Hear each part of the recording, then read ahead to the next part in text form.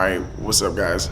Today I wanted to touch on a really rough subject for me, which is dealing with the unfortunate loss of my mother, the death of my mother. I just kind of wanted to open up and share a little bit about that experience with y'all, so let's get into it.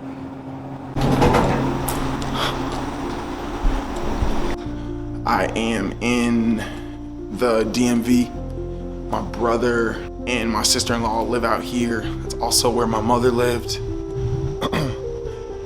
Not too far from them. On a military base about 15 minutes away. So my brother Preston and I have been out here pretty much since we found out the death of my mother. Just try to be around my brother, help him kind of settle everything. Sorry, my eyes are a little puffy. It's been a rough morning today. Some of you might be able to tell. Oh, man. It's been a little bit over a week now.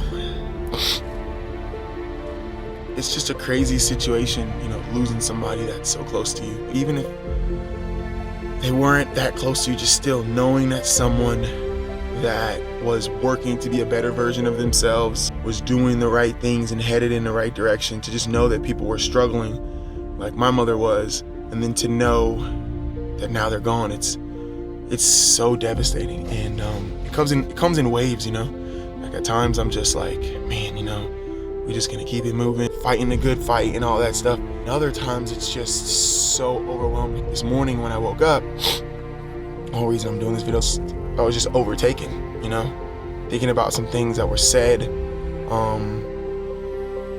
both good and bad. My mother was struggling, toward the end, just dealing with life, you know what I mean?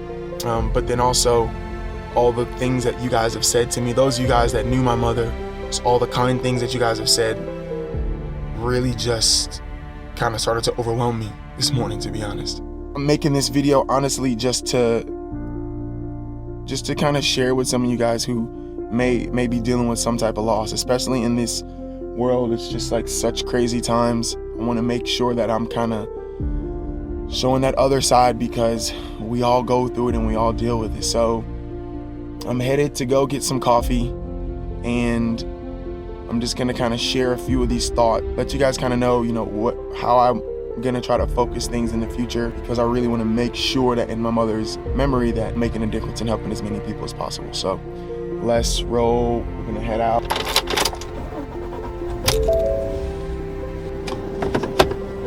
Challenge during these difficult times. To learn how Genentech to help you afford your medicine, call them at 87. Janine Herbst.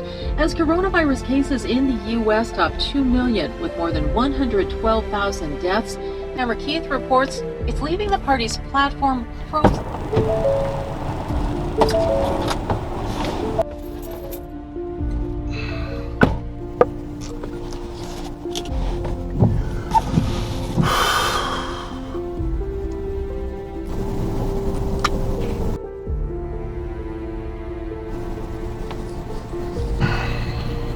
I know that a lot of people go through this, as I'm finding out. You know that people lose family members and people close to them all the time, but to the degree of which, just how tough it is.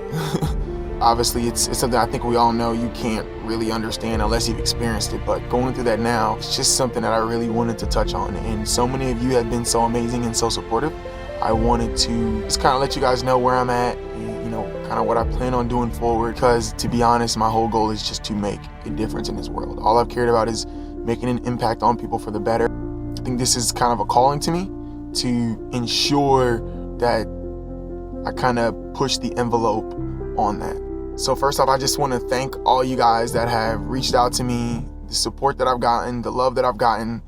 I've just feel like I've just kind of been wrapped up in it from so many guys that I know, so many guys that I don't know, personally, that maybe just know me through social media. Some of you that just found me on social media, the kind words that you guys are saying, the calls that I've gotten, the texts that I've gotten, everything. It's really been overwhelming to get that much support, and it's something that I'm very, very appreciative. So all of you guys, from the bottom of my heart, I just want to say thank you. The most common thing that people are always asking me, and that I probably should touch on, hopefully this rain's not too bad, sitting in the car, but it's really just, how I'm feeling right now. To be honest, for me, it's something that I'm learning. I know that when it comes to dealing with pain, it comes to dealing with anguish, that you've got to, when you have loss, you got to let it come. It's not something that you can just act like it's never there, right? For me, it's really just been focusing on giving myself the time to reflect, the time to have the pain, and the time to just kind of go through it. So all in all, when people ask me how am I doing, it's a back and forth thing. It comes in waves. 1 minute I'm joking and my brothers and I, we're just kind of doing our thing. The next minute you can kind of hear something that reminds you of her, and now I'm just kind of a little bit overtaken. This morning I woke up, I was probably crying for over the course of a good hour, 45 minutes. Her phone alarm was going off, and I heard it, and I didn't know what it was. And actually, my brother texted me from the other room, and he was like, "Hey, like, it's the alarm." And it's like birds, like really soft birds, like chirping. And it's one of those, like, it kind of builds so it wakes you up slowly. And it was like such a beautiful sound of the birds. I haven't used an alarm like that in years and years. It's such a peaceful alarm that it just like it's kind of hard to like overwhelm. I put it on pause, or like you like stop it, but you don't really stop it. And when the alarm started back up again and I realized it, a close friend had just sent me some really thoughtful words, literally at the same time as I got up to stop the alarm. A friend of mine had sent me some really helpful, just really heartfelt words on just dealing with the struggle that I have. So it was kind of like a sign in its own. My mom had a lot of struggles, just like everybody. We all have our struggles. For some people, it's just dealing with day-to-day life. For some people, it's certain addictions. My mother dealt with depression. There are a lot of people in our country that have the same struggle. My mother dealt with depression, and in order to cope with that, she leaned on alcohol. Right? She was someone that was very functioning. She was one of the top performers at her job for a while, but that was just a way that she kind of coped with it when she was by herself. My mother was the type of person that, she had such a kind soul, and everyone that met her knew that. But, even in a room full of family, she still felt alone. Just the things that she'd been through in her life, the struggles that she had, I know that it wore on her so much. And my brothers and I, dearly really just wanted her to be able to live her life to the fullest, and whatever that happiness and peace was for her to have. But everyone has their struggles, and if there's something that I've kind of picked up from this is my mother was on an upward trend.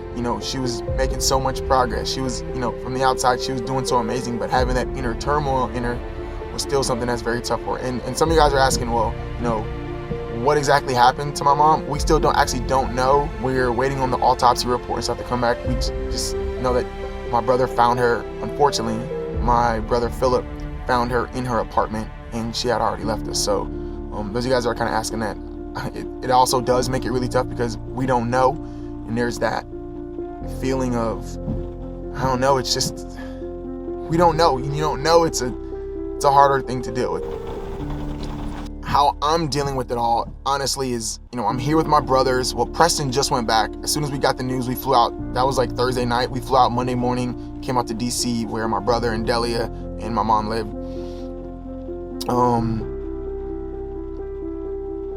I'm just trying to be around my brother, be here helping us to just finish taking care of all of our business. Then I'll go back to Florida. Day to day, I'm just trying to not let myself keep it in. I'm trying to not let myself hold on to anything, and I'm trying to not let myself blame myself or anyone else, because there are some extenuating circumstances around my mom passing and people that spoke to her, and some things that may or may not have happened. It's still up in the air. Try not to blame other people or think in hindsight what someone should have done or what I could have done, or did I talk to her enough and this and that. And instead, I'm really just trying to focus on her memory and making sure that I'm creating healthy behavior for myself so that I can move forward with the thought process of, let me do something to continue her memory, right? And I don't know how I'm going to do that, but I'm just know that I am. There are a few things that I've learned from this.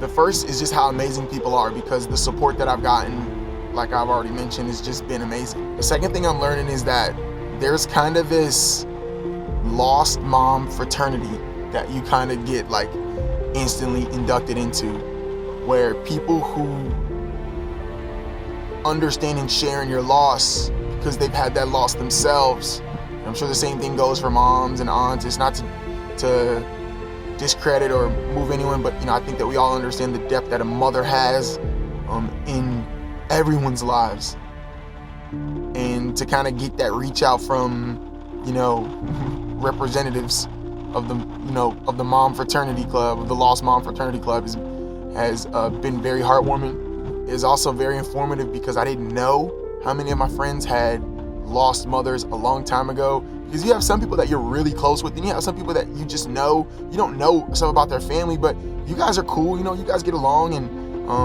you might even hang out, or you might even ride for that person, but you may not know that they lost a parent at a really young age or something like that, because you've never been around them and their family, for instance. So just hearing that stuff has really helped me so much. So shout out to everybody that's told me that I'm a part of that fraternity, and has kind of also shared in some of your experiences, so I can understand how I can kind of move forward myself. Another thing that I've learned about myself is that I've never really allowed myself to experience pain like I am right now. Whew. Growing up, there's always this thing, playing sports, it's like, pain is weakness leaving the body and stuff like that, and water's for the weak. Don't cry over spilled milk and all that type of stuff that basically just says that you showing emotions is you in essence showing weakness. And I do believe that there are scenarios where that's true. For instance, in power shifts, in business deals and things like that, right? It's not necessarily good to show emotion, because you're shifting power to someone else, right? It's not the case in anything like this at all. Listen, I've got this pain. I know I have to let it out. I know that I have to confront it. I know I have to let it be. I know I have to let it happen. In my wiser years now, I'm really understanding how much I used to just sweep shit underneath the rug, try to act like it either wasn't happening, or kind of just having such a laser focus of, hey, listen, I am going to do this thing, and I'm not going to let anything stop me. I don't have time. I got to be focused on my goals. All that stuff. Yeah, it's not it's not a way to live your life, and it's not a way that I need to be continuing in order for me to move forward in a healthy manner, to be honest. So moving forward, I just know that I'm going to get involved in some things to try to keep my mother's memory going, as well as help any other people that have dealt in the type of struggles that my mother's had. Depression, bouts with alcohol, and it's such a common thing in our country. And with all the time, in the current climate, what's going on, I know that a lot more people are going to be dealing with that depression and turning to that alcohol for that medication. And what we need to give those people are love and support, help them any way that we can to just continue to upward trend. I'm not really sure what I'm gonna do, but I just know that I'm gonna be very active going forward. So you guys will probably see a little bit of a shift in my message about that. So listen guys, thank you. I really appreciate you guys taking the time to watch this video. I really appreciate, all of you that have reached out to me. And I wanna say, for anyone, if you've got an organization, if you've got a cause, if you've got a podcast, if you know someone, whatever it might be that I can get involved with to help as many people as possible, please comment on this, send me a message, whatever it might be.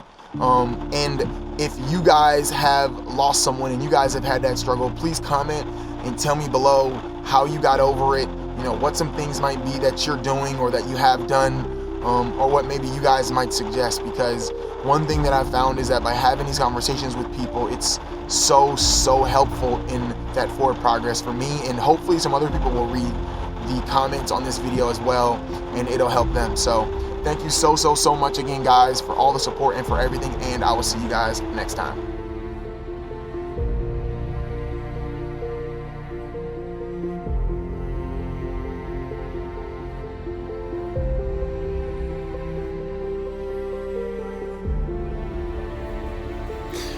Just wanted to take a moment to just tell you, Mom, how much I love you and how much you're missed.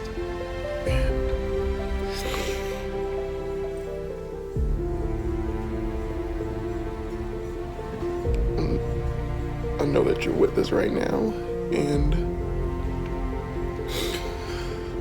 I promise that I'm gonna do whatever I can to help people that were struggling like you. And I promise that I'll live up to everything that you ever wanted from me. I love you, Mom.